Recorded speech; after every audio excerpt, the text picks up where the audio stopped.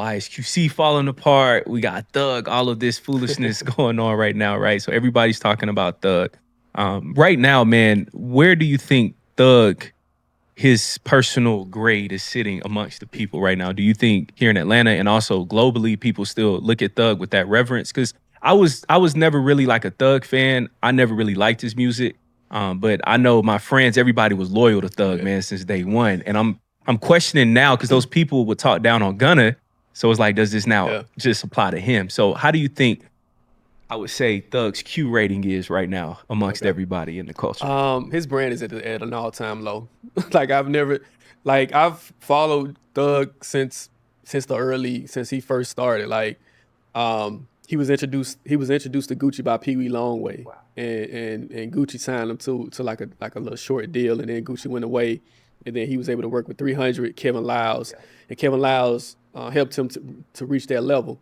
And so I follow, like, from a journalistic standpoint, I follow Young Thug's career and seeing how he's pretty much grown over the years from a music standpoint. Even when he's like made bad decisions or just questionable decisions that people question, like even like when he was on the album cover with the dress. I did a whole project on that. It was an interesting decision, but it didn't do anything to his career. Like it was like, all right, that's Thug. That's who Thug is. He's gonna do whatever he want to do. Nobody really cared, right? Yeah. This situation is bad on multiple fronts because one thing is like, he had when the YSL case initially started. I mean, it was national news. Yeah. Like I was on ABC, I was on NPR, like talking about these things about this YSL case, and so people were paying attention to Thug, and when the case ended, and he got an opportunity to get, he got probation for I think like 15 years, which is to me is crazy. That's crazy to get 15-year probation. Man, I mess up. Yeah, you can't mess up. But my whole thing was like, all right, now this is his time to kind of like, you can really do something big. Just follow what Gunna did, right? Put out a First Day Out song, hit the gym, and just, get your health right. Yep. None of that happened. We see none of this stuff has happened, right? And it's just like, he released one song with Future, but it didn't really hit like people thought it was gonna hit, right? So it's just like, all right, he's making all the wrong moves, and then this situation happens, which he really didn't have control over the situation in terms of the leaks. Now, he did have control over what he said, because you have to know that every call is being recorded, because it says before anybody who has anyone, relative or friends in jail, they say this call is being recorded. Yeah. So it's telling you that it's being recorded, right? But yeah, he's made all the wrong moves, and I don't know if it's just like a lack of mentorship or somebody that's in his corner that's actually going to tell him, all right, nah, don't do this, don't move this way. According to those phone calls, it seemed like 21 Savage was the only person that was willing to say, look, all right, this might not be the way you need to move. You need to move this way. Yeah. So it's like, for me, from an artistic standpoint, I'm like, who's in his corner telling him what to do next? Yes. And that's the biggest issue. Like, I don't know if anybody's like telling Thug, all right, do this, and this, and then you can get, you get this outcome. But right now, his brand is at an all-time low. Now, it doesn't mean that he can't come back. It's going to be hard. Because of, like I say, we just got this audio release to Glorilla, and people love Glorilla. So you can't really, it's hard to go against Glorilla. Like, people love Glorilla, so you can't, people love Kendrick. You know what I'm saying? So he's like talking against a lot of people that have a lot of fans. And so in order for him to get out of this rut, he's going to have to come out with undeniable music. Almost like R. Kelly did back in the day, right? He ain't got R. Kelly's gift. You might have got R. Kelly's talent, but I'm just saying that's what it's going to take for him to come back. Otherwise, it's not really looking too good. Man, AR, why do you think that Thug was talking about Glorilla in that manner? What do you think led Thug to even start just lashing out that way? Do you think potentially she turned down a feature? Because I see like that one common theme. If you turn him down for a feature, then he just loses it. Do you think that was possibly the case with that situation, maybe? I have no idea, because we only got an opportunity to see a clip, hear a clip of it. I would need to hear like the entire discussion of what led to it. Right now they're only showing the clip. They're only playing the clip of him like basically just going in on her. So I'm not sure what sparked this. Yeah. But yeah, right, with the Kendrick situation, it was sparked because he wouldn't get on a song, or he was, for whatever reason. But yeah, it's just I don't know if it's just like too much time on your hand when you're in jail. You just waiting, and I guess everything, all the emotions that you have, you just feel like you got to talk about it. But yeah, man, I think that's a bad look to go at Glorilla, man. It's a lot of people love Glorilla. Yeah, indeed. Do you think also of Thug not going to the gym and taking care of his body kind of just reflects who Thug is right now? Do you think Thug basically doesn't have his ear to the actual streets of people's pulse of what fans actually want to see? Because like what you said earlier, seeing Gunna, his rollout, it was genius. Now he's sponsored by Under Armour. Like that's crazy for just working out. AR, yourself, I be seeing on your story, you be running. So it's like everybody is in this current era of health and fitness, wellness, taking care of ourselves. But then when we see Thug, Joe Budden, he was even talking about it. Joe was like, bro, you look terrible. Like, take care of yourself. Do you think that kind of shows us, hey, it's kind of like a microcosm, I would say, of Thug right now, that he's not taking care of himself, thus he's not taking care of his music and things like that? Yeah, I mean, in those conversations, it just sounds like there's a lot of anger. You know what I'm saying? It sounds like there's a lot of discomfort, what I'm saying, within himself that he's dealing with, and going through a trial where you could face life in prison, that could really mess your mental up. So, we got to look at both sides. Was there some type of mental health issue going on that we're not really talking about? Is he dealing with something mentally that's not being expressed? Or just, like you say, it just could be his character. We don't know. It could be just a character flaw. You're like, it's either or, right? But yeah, I mean, it's odd that he's not taking it seriously in terms of your health, and because everybody's on that. I mean, if you're looking like Little John, is a Little John, you right. He's swole. He's a bodybuilder now. I think he's like 52 or something. Yeah. And he's out in Venice, what I'm saying, doing these competitions. And so, yeah, I mean, it's the days of eating bad and eating that food that they serving you in the hood, eating those Cheetos. And it's the days are over for that. So it's like I think everybody's on this health conscious tip right now, and like you're saying, we see it with Gunna, and unfortunately, like Thug didn't do the same thing. And I hate to get in people's relationships, but it's like your woman should push you to do that too, though, right? But I'm not gonna go there because I don't really know what she's saying or what she's not saying to him. But you would hope someone would push you to be like, all right. Let's get up at 6 a.m. and run these laps. You know what I'm saying? Let's do this and let's get a clearer mind and focus. And it's not too late. He can still do it. But like I said, it's just gonna be a long road back from where he's at right now. AR, brother, you've been in the forefront of this case since day one. To your point, ABC, everything, everybody knew, hey, contact AR Shaw. From seeing the case from its very beginning at the inception point to now, even after the case, it's still like YSL is still the topic of conversation. That one line that everybody keeps focusing on when the judge asked, or the attorney rather, is YSL a gang? And Gunna said, yes, ma'am. Is that considered one of those points that's snitching to you, AR, or do you think in that moment Gunna just had to do what he had to do to get back to making music his career? Because everybody keeps going back to that one pinpoint. Do you think that it was that big of a deal, AR? So what it was an Alford plea. So basically an Alford plea is like, all right, you admit to certain things, but it's like you're not gonna actually go to trial. You don't have to testify. So it's basically, what people have to understand is that with the Alford plea, it's basically like he's giving them something, but it's like they're not really gonna use it, right? So that was the thing. Like the jury didn't hear that audio. So yeah, they never heard that. So that was never any that evidence wasn't submitted in court by either side. The defense or the prosecution didn't submit Gunna's testimony.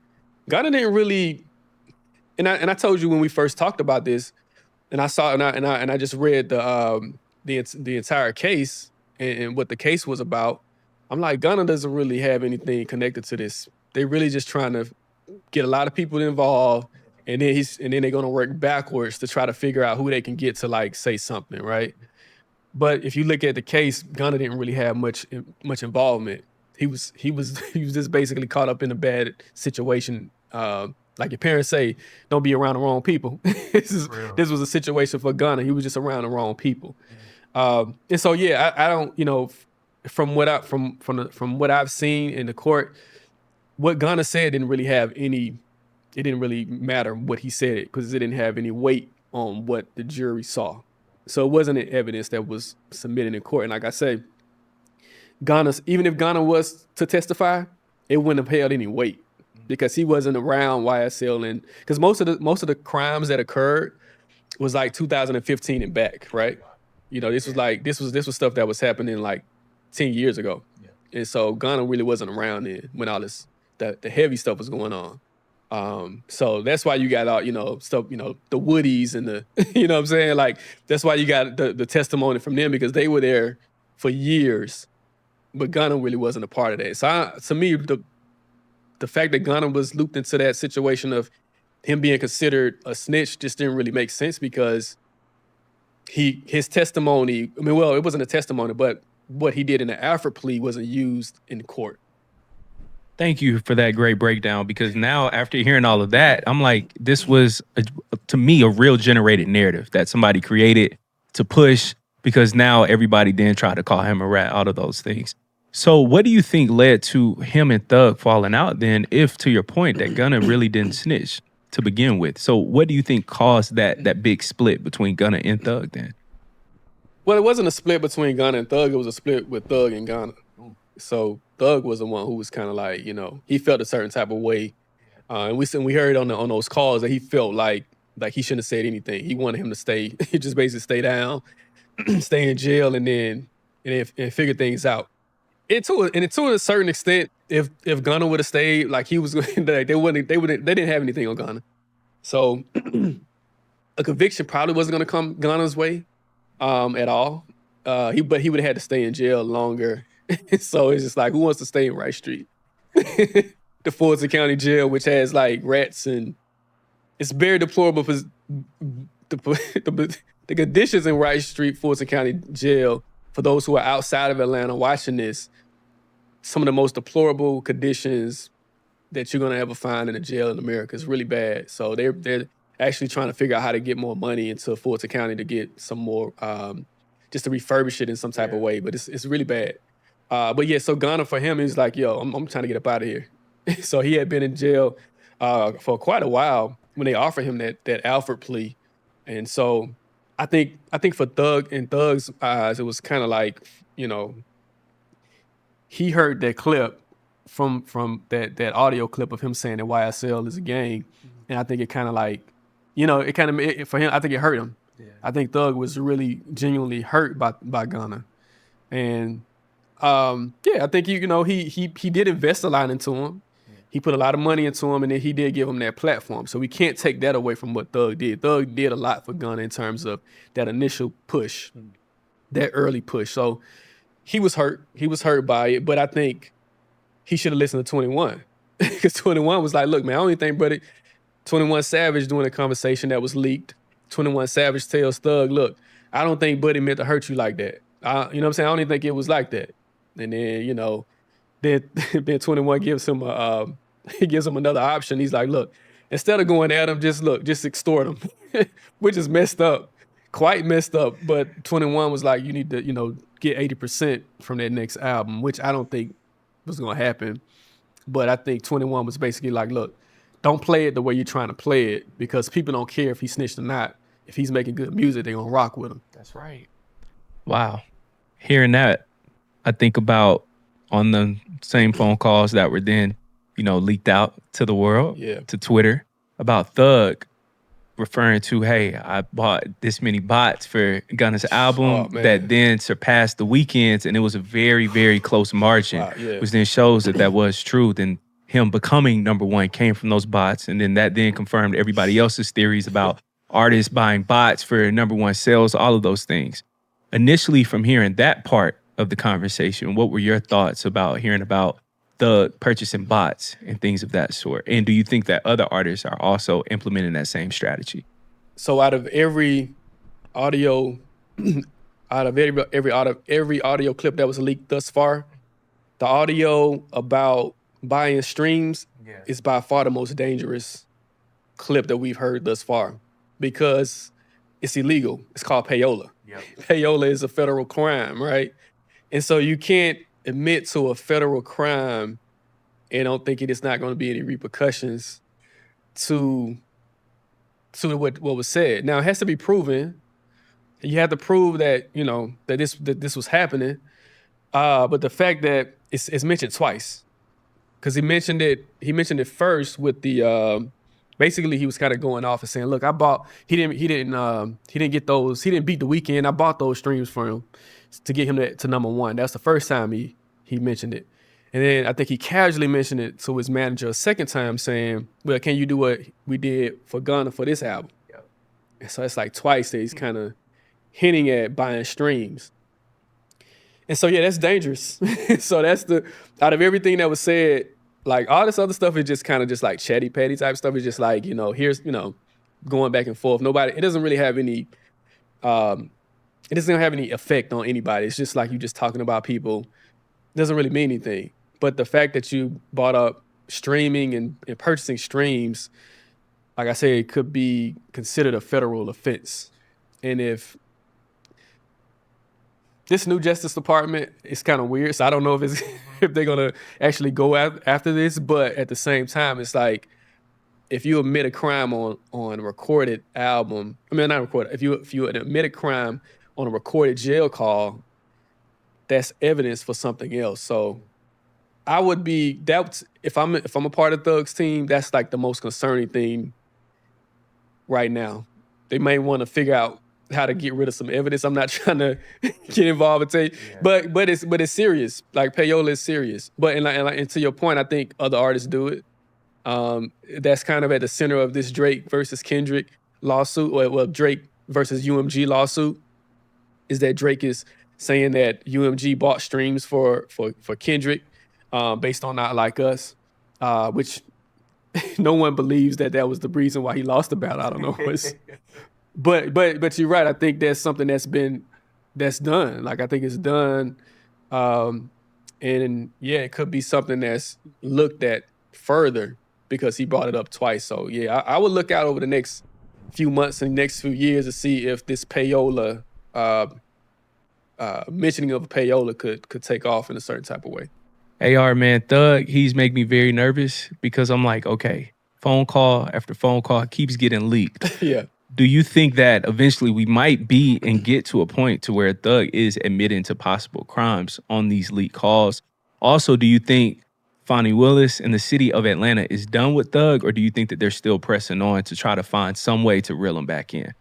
Yeah, so I just want to kind of give everybody some an idea of so when you about jail calls, right? Just give people ideas about how that works, right?